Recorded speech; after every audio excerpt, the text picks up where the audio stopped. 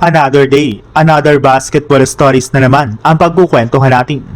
At ngayon nga ay pag-uusapan natin ang balitang pagtanggal ng New York Knicks kay Jordan Clarkson at ang balitang pagtanggal na ng NBA sa Nandaya sa Los Angeles Lakers sa kanilang game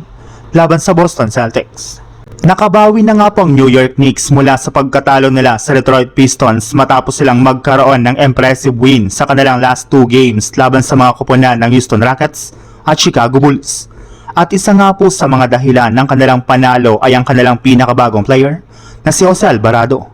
Bagamat man nga po nag-struggle ito sa kanyang opensa sa kanilang huling dalawang laro, ay buhay na buhay pa rin nga po ang kanyang depensa lalo na sa mga crucial minutes ng kanilang laban. At dahil nga po sa performance nito ay siya na nga po ang ginagawang 6th man ngayon ng kanilang kupunan.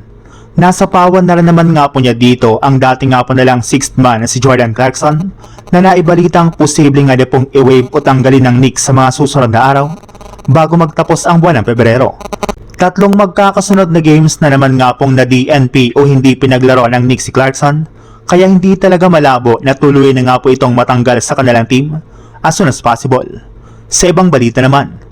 pagkatapos nga po na matalo kahapon ang Lakers laban sa Boston,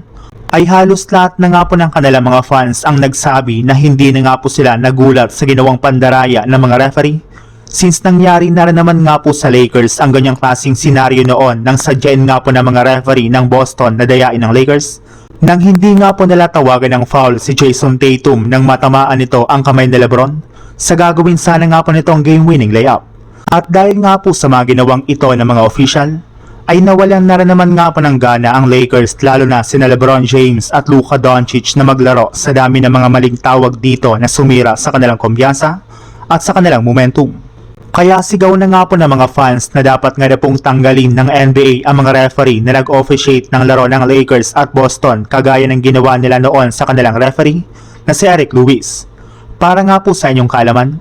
ilang linggo lang naman nga po mula nang naging controversial ang no-call foul kay LeBron ay tinanggal at pinagretiro na nga po agad ito ng NBA. Kaya kung sakasakali man nga po na mapatunayan na kinontrol ng mga referee ang game kahapon ng Lakers at Boston, ay posible nga po natanggalin rin ng liga ang mga referee na nag-officiate ng kanilang laban.